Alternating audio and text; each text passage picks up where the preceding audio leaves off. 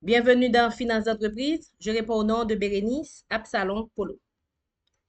Dans cette vidéo, on va parler des ratios financiers. On sait que l'analyse par les ratios est utilisée justement pour se faire une idée du niveau de liquidité de l'entreprise, de sa rentabilité, de sa solvabilité, etc. Évidemment, l'analyse des ratios peut utiliser l'état des résultats. On rappelle qu'à l'état des résultats, on trouve des données qui informent sur les revenus, qui permettent de se renseigner sur les coûts des produits et des services, qui permettent de calculer si les produits et services sont rentables, évidemment, qui permettent d'évaluer la rentabilité passée de l'entreprise pour pouvoir la comparer à la concurrence. On sait que l'état des résultats peut être à groupement simple ou à groupement multiple.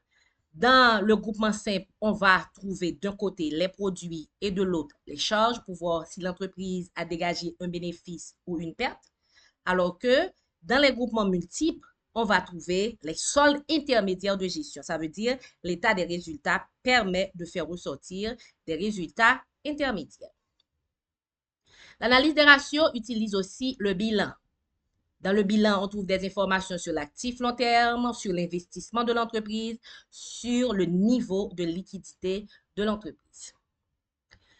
Le bilan peut être utilisé par différentes personnes pour atteindre différents objectifs. Exemple, un banquier examine le bilan pour y trouver des signes de liquidité, pour voir si l'entreprise va pouvoir faire face au service de la dette, par exemple.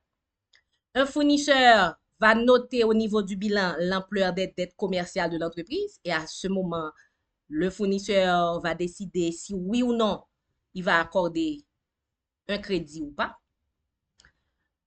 Un investisseur peut utiliser le bilan pour comprendre la progression des capitaux propres. On a plusieurs bilans. On peut évaluer comment progressent les capitaux propres de l'entreprise. Limite du bilan. Le bilan ne dit pas tout. Pourquoi? Parce qu'il y a un grand nombre d'actifs de l'entreprise qui ne figurent pas au bilan. Exemple, la reconnaissance de la marque. La marque fait faire de l'argent, mais ça ne se retrouve pas au bilan.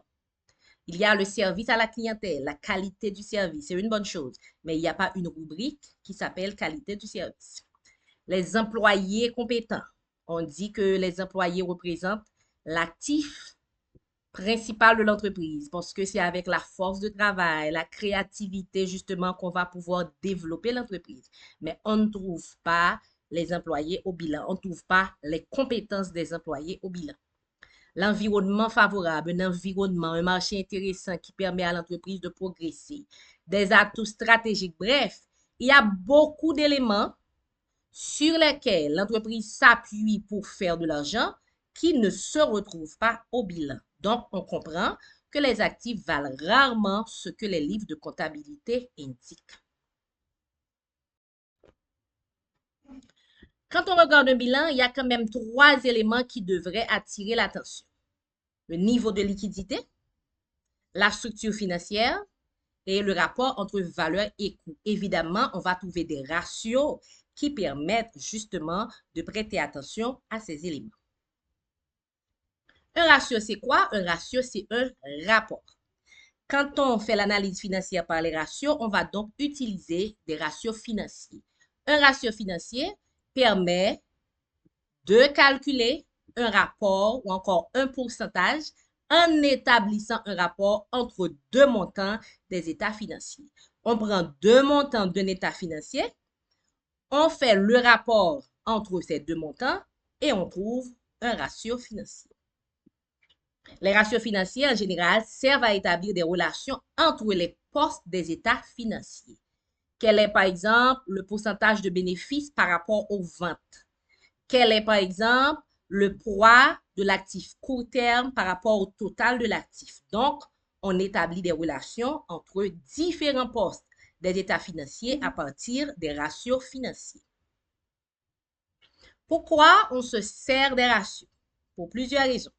Pour comparer ce qui se passe dans l'entreprise par rapport aux normes absolues. Exemple, si on fait fonds de roulement sur besoin en fonds de roulement, on s'attend à avoir quelque chose qui est égal ou supérieur à 1. Donc, c'est une comparaison à une norme absolue dans ce cas qui est 1. Comparaison avec d'autres entreprises. On peut évaluer la rentabilité d'une entreprise et comparer cette rentabilité par rapport à d'autres entreprises du même secteur. Évolution sur plusieurs périodes. À ce moment, on prend l'état financier de 2 ans, de 3 ans, de 5 ans pour faire des comparaisons, pour voir l'évolution dans le temps. Évolution de l'entreprise par rapport à elle-même. Dans ce cas, on va voir comment l'entreprise progresse. Est-ce que l'entreprise progresse? Est-ce que l'entreprise régresse? Évolution par rapport au secteur d'activité. On peut voir que l'entreprise progresse, mais si on voit que le secteur progresse à un rythme plus accéléré, donc il y a des mesures à prendre. Limite de l'analyse par les ratios. D'abord, il faut sélectionner ce qu'on doit étudier. Ensuite, les ratios permettent d'analyser le passé parce que les états financiers qu'on a, ce sont des états financiers des exercices passés. Un ratio à lui seul peut ne pas être significatif. Et il faut s'assurer de l'adéquation avec le type d'activité. Il y a des ratios qui sont plus intéressants pour certains secteurs qui ne le sont pas forcément pour d'autres secteurs. S'il y a par exemple un ratio qui doit être calculé sur le total des immobilisations, par exemple, pour les secteurs, pour le secteur des services, ces ratios peuvent ne pas être trop intéressants si on n'a pas trop d'immobilisation. Ça veut dire qu'il faut s'assurer de l'adéquation avec le type d'activité. Un ratio qui est valable, par exemple, pour un hôtel ne l'est pas forcément pour une entreprise qui achète et vend des produits. Pour calculer les ratios, on utilise le bilan, par exemple. On a des ratios qui sont calculés seulement à partir du bilan. On prend un montant du bilan, on divise par un autre montant du bilan et on a le ratio. D'autres ratios sont calculés à partir de l'état des résultats.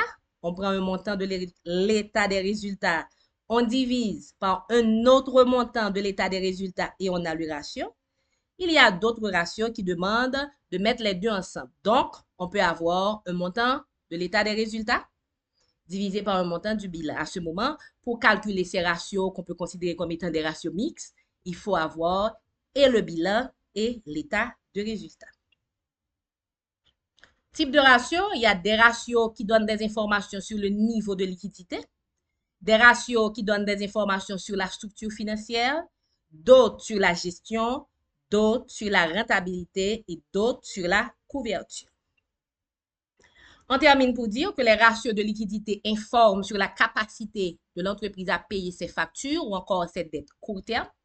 Les ratios d'endettement informent sur le risque lié à la structure financière. Les ratios de gestion donnent des informations sur l'efficacité de l'activité. Est-ce que l'activité génère des ventes, par exemple? Les ratios de rentabilité informent sur la rentabilité économique, la rentabilité financière ou encore la rentabilité commerciale de l'activité. Les ratios de couverture montrent la capacité de certains éléments à assurer la couverture d'autres éléments. Par exemple, on s'attend à ce que le fonds de roulement assure la couverture du besoin en fonds de roulement. Donc, on aura un ratio de couverture du besoin en fonds de roulement.